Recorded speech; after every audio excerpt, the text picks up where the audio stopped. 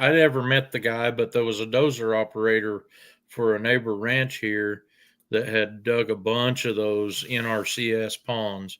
And he said they had an inspector around here that would wait until your pond had filled up, and he'd come out with a fishing rod or a rod and reel and a bobber on it and a weight, and he'd have that bobber set at 9.5 foot. If he throwed that out in the middle of it and it didn't pull that bobber under the water, he'd make you drain it and dig it again. Really? Because it had to have 10-foot deep water in it.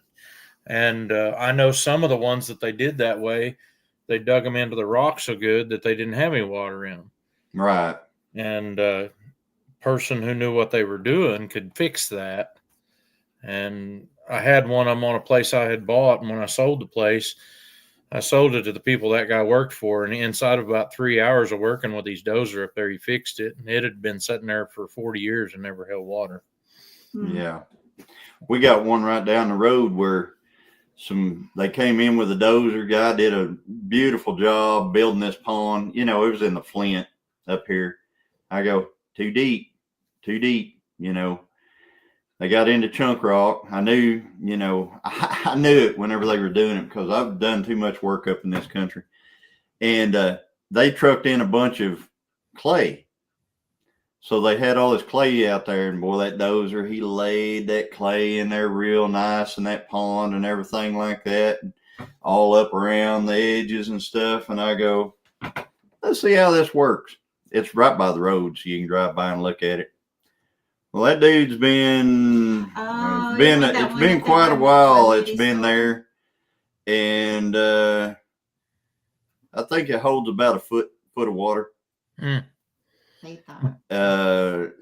know, no, I'm talking about this one right up here. I'm not talking about the $1 million pond. No, I'm talking about the one by me. Yeah.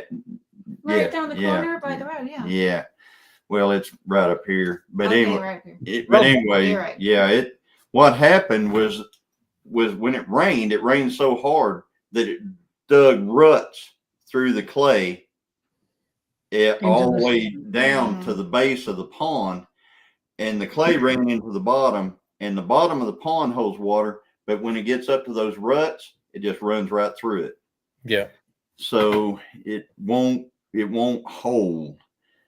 But anyway, I've learned how to build ponds up here, but man, you got to make them dudes not as deep as you want them, because you find the clay and then you just work it slow until you get it, you know, kind of. I mean, my ponds up here, they end up being about 4 to 5 feet deep, and that's about all you can do. So I have to make more than one. I have to make a few. So none of those pond builders guarantee it to hold water. Yeah, that's true. I've worked on a bunch of ponds that have been dug. I had one. It is the craziest thing ever. My uncle hired this guy to build him a pond, and he built a pond with a dike completely around it. How's the water get in there? So, I mean, and my uncle let him just do it, and then he left. I mean, it was a beautiful pond. I mean, you walk up on the dike and look off in there. It's just beautiful the way he built it, but the water couldn't get into it.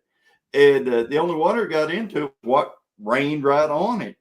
So he called me and he said, "Hey, you got your dozer?" I said, "Yeah." He said, "Can you come over here and fix this pond?" And I went over there and took one of them whole, you know, on the up, of course, where the water could flow in. I took that whole bank off all the way. And you know what was crazy? When I got down to the bottom of that bank, the grass was still green. He had put all that clay and all that soil right on top of the grass. So when I cleaned it off, there was grass all the way to the pond, all the way to the water. It was crazy.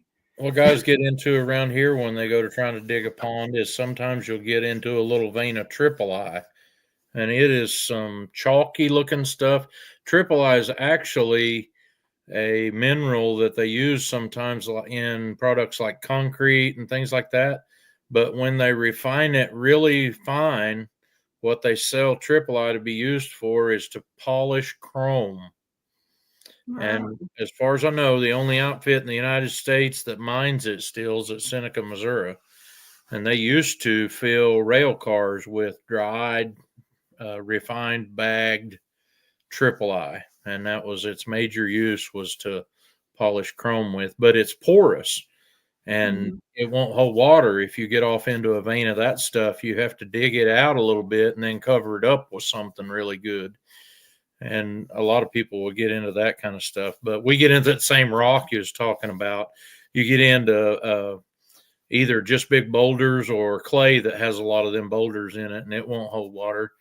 I had one guy come and try to build me a pond. He had a John Deere 450 dozer, and he went to telling me, "Oh, I won't be able to get it, but about a foot deep or something like that." And he went around measuring from the topsoil. He said, "Oh, that'll have at least 5-6 feet of water in it," but there was a foot of topsoil Yeah, exposed around the edge, and I'm like, "Well, that topsoil won't hold water, so the thing's never going to get within this much unless it's flooding." Yeah. Top of it, but it was kind of the same deal. We wound up building 2 smaller ponds up there, and so far neither one of them went dry. Yeah, that's the thing with ours over here. It has only, see, originally we had another guy that had a dozer since he was up here. He went in there and built the first reiteration of our pond that we've got out there. I've actually got a video where I redid the pond. It's on the channel, on the Glliam Farms channel.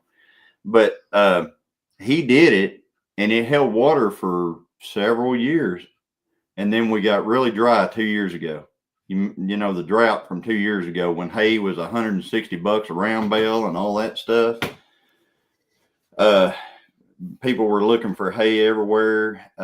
Well, that year it went completely dry. So I jumped in there with the dozer and fixed it all up and made it deeper and wider and longer and everything else. And it has stayed completely full the entire time.